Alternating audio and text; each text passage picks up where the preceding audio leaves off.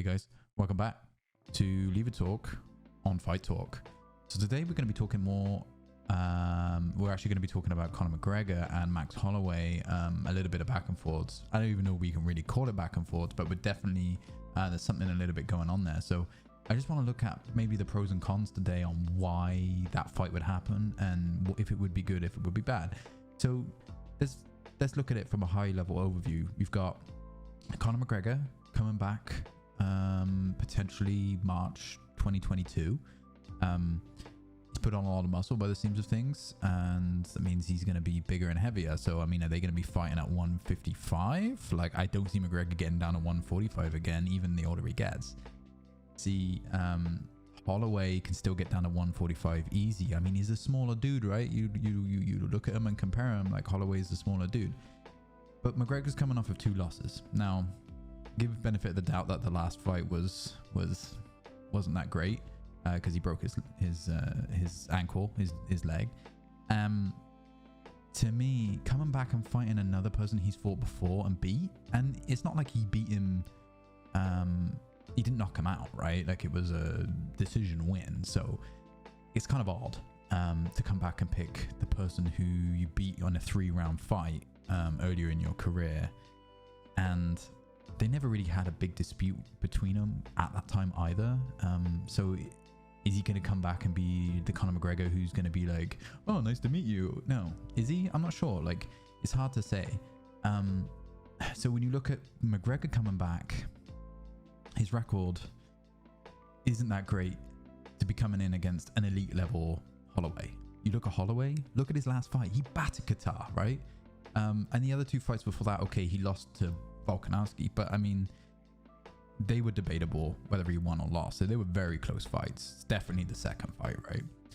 So to come back and do that, I don't know, man. I'm worried Conor McGregor, even with all his personal stuff that's going on in the media, I still feel like he's got potential, but he needs to pick the right fight coming back. And I don't necessarily want him to come back against an elite level fighter right away. I feel like he needs a tune-up fight. So who would that tune-up fight be? I'm not sure. Like Diaz, maybe, but that's a risky fight too. So it's, if we look at, okay, so if we now look at the fight itself, right?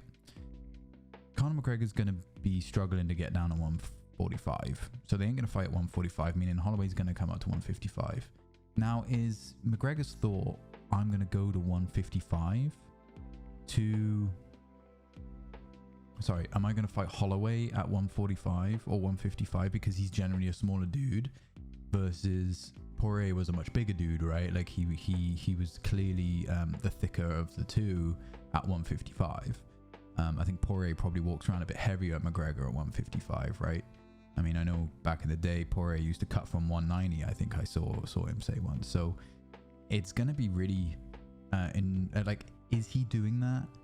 Is he wanting to fight a smaller guy because he thinks he's just going to be able to dominate them more?